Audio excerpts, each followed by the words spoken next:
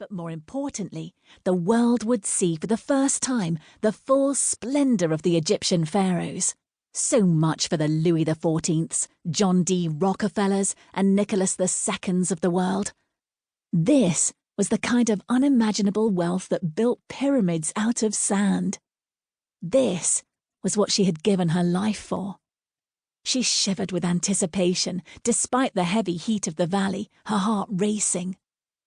She ached with a longing that set her skin on fire to know what waited on the other side of the wall. But she would have to wait. The honour of being the first to see what lay through that tiny puncture in the veil between modernity and antiquity went to the two men clustered tightly around it. Carter, cutting the perfect figure of an archaeologist with his slicked back hair, high-waisted grey wool trousers and loose white cotton shirt, pressed his forehead to the cool, pale limestone.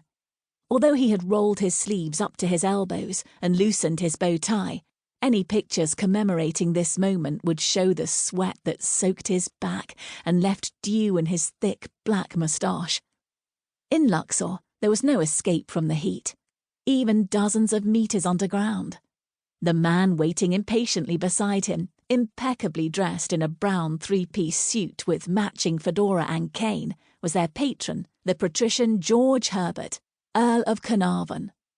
Anna knew this glimpse inside Aladdin's cave belonged to the two men by right, since Carter was the head archaeologist for the dig and Carnarvon the purse strings.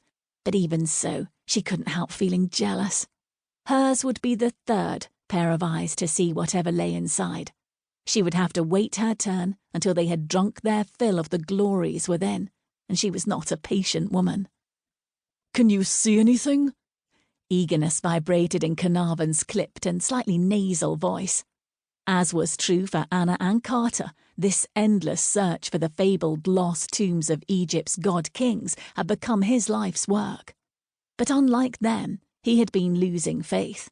Until a few days ago, he had been ready to abandon the dig, to toss in the towel and let the valley keep its secrets. Then they had found the steps to the tomb, and everything changed. Carter said nothing. Anna's mood shifted instantly, a ship changing tack in the wind. Her chest squeezed tight with fear. Was his silence because he was considering how to tell them that what lay on the other side was nothing but shattered dreams and the corpses of scorpions? Was he pondering the valley's mocking curse, that every tomb found was fated to be empty?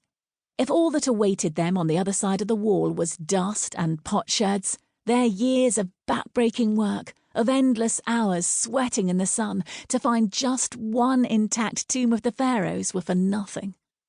Anna couldn't bear to think what she would do then. Would she abandon Egypt and go to England, give up on everything that she had striven for in a peak of frustration and despair? Her blood may have been fully British, but she was born and had lived almost her entire life in Egypt. Egypt was her home. This land had understood her, even when her own family hadn't. It had willingly opened its bosom to her axes and shovels, giving of itself selflessly. Yet if all her efforts had been for nothing, was that not a sign that even the earth here rejected her? If so, where did she belong? She licked her lips, her mouth dry, and rubbed her palms against her hips to take away the sweat. She had to calm herself. All hope was not lost yet. There was no curse upon the valley. An intact tomb could still be found. What may have been several lifetimes, or only a minute later, Carter replied to Carnarvon's query about his view. "Yes, it is wonderful." And the awe in his voice revealed that whatever he was seeing, it was indeed breathtaking. Anna took a deep breath, suddenly light-headed. The air filled her all the way to the tips of her ears, and with it hope, joy, and relief. She was a firework, rocketing through the air, on the brink of an explosion. She was dizzy. She clutched the tomb wall, grounding herself. Carnarvon took off his brown hat and ran its brim through his hands, looking down at it as though he didn't know how to react. His light brown moustache, which always reminded Anna of an excavation brush, twitched.